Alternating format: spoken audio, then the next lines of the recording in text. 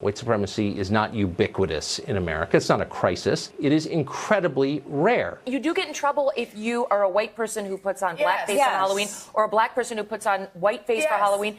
Like, back when I was a kid, that was okay as long as you were dressing up as like a character. Must they run their mouths like that? There are other ways to protest. Shut up and play ball. Shut up and dribble. Monkeyed out. It's like, it doesn't sound to me like a racist thing to say. There's nothing worse than being called a racist. There's nothing worse for your career, nothing worse for you as a person. Pocahontas is on the warpath. Old Liawatha, Sacagawea, Fraudazuma, #MeSue movement. Her own trail of tears. There has been no organized discrimination against Koreans. Watching Eric Holder in Georgia talking big like he's some sort of street thug. Today, we have young blacks who are taught that slavery is such a bad thing. It's for things that they haven't been through. It is a bad thing. You're out of your cotton picking mind. Cotton picking mind? 60% of all prisoners in prisons are African Americans. Like, that's President Trump's fault, or is that the people who've committed crimes? The Three-Fifths Compromise was essentially what this particular gentleman doesn't understand is that it was to give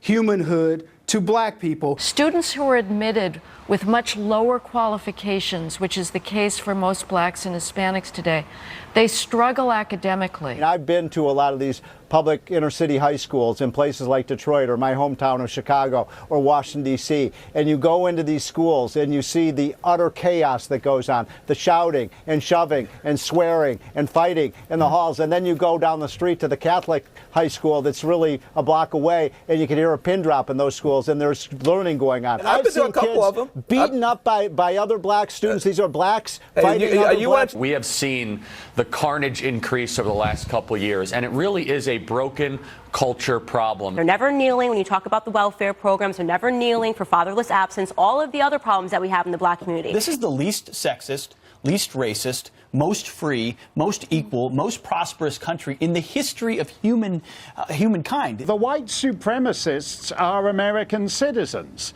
The illegal immigrants are people who shouldn't be here. They all hate one another. The Muslims and the Jews, various exotic sexual groups, black church ladies, college queers. The only thing that keeps the Democratic base together is for them to keep focusing on, no, white men are the ones keeping you down. You must hate white men. Jay-Z's complaining about white privilege, but we had a black president for 8 years. There are, places where whites are not supposed to go. I mean, that is apartheid. It's apartheid on our college campuses. It's outrageous. To be a white, Christian, conservative woman like myself, I'm right up there on the endangered, animals list, up there with the black rhino. And the black rhino's got an advantage because he's black. How precisely is diversity our strength? The president has said imprecise things. He dated a black model for 2 years. So what? His Jesse, son-in-law is he knows Jewish. a black woman defense? You have people you can't say anything about because they're black, they're gay, they're Muslim, they're transgender, whatever's next down the pike.